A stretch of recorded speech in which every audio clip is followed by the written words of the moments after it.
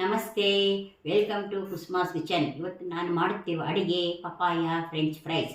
ಇದಕ್ಕೆ ಬೇಕಾಗುವಂಥ ಸಾಮಾನುಗಳನ್ನು ನೋಡೋಣ ಬನ್ನಿ. ಅರ್ಧ ಪಪಾಯ, ಉದ್ದವಾಗಿ ಹೆಚ್ಚಿರುವಂತಹ ಪಪಾಯ, ಅರ್ಧ ಸ್ಪೂನ್ ಅರಿಶಿಣ, 3 ಸ್ಪೂನ್ ಕಾರ್ನ್ ಫ್ಲೋರ್, 1 ಸ್ಪೂನ್ ಖಾರದ ಪುಡಿ, 1 ಸ್ಪೂನ್ ಗರಂ ಮಸಾಲ, ಅರ್ಧ ಸ್ಪೂನ್ ಉಪ್ಪು, ಕರಿಯಲು ಎಣ್ಣೆ. ಮಾಡುವ ವಿಧಾನವನ್ನು ನೋಡೋಣ ಬನ್ನಿ. ದೊಡ್ಡ ಪಾತ್ರೆಯನ್ನು ತೆಗೆದುಕೊಂಡು ಅದಕ್ಕೆ ಕತ್ತರಿಸಿರುವಂತಹ ಪಪಾಯವನ್ನು ಹಾಕಿಕೊಳ್ಳಿ.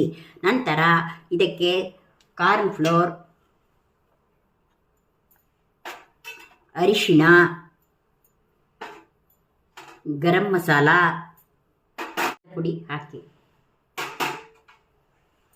ಉಪ್ಪು ಹಾಕಿ ಮಿಕ್ಸ್ ಮಾಡಿ ಚೆನ್ನಾಗಿ ಕಲಸಿ 5 ನಿಮಿಷ ಇಡಬೇಕು. ಪಪಾಯ ಕಲಸಿಟ್ಟು 5 ನಿಮಿಷ ಆಗಿದೆ. ಎಣ್ಣೆ ಕಾದಿದೆ. ಈಗ ಕರಿಯೋಣ.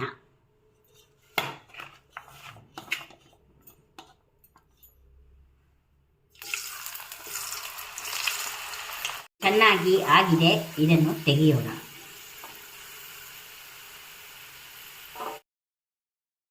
ಪಪಾಯ ಫ್ರೆಂಚ್ ಫ್ರೈಸ್ ರೆಡಿಯಾಗಿದೆ. ಮಾಡುವುದು ಬಲು ಸುಲಭ. ಮಾಡಿ ನೋಡಿ, ತಿಂದು ಸವಿಯಿರಿ.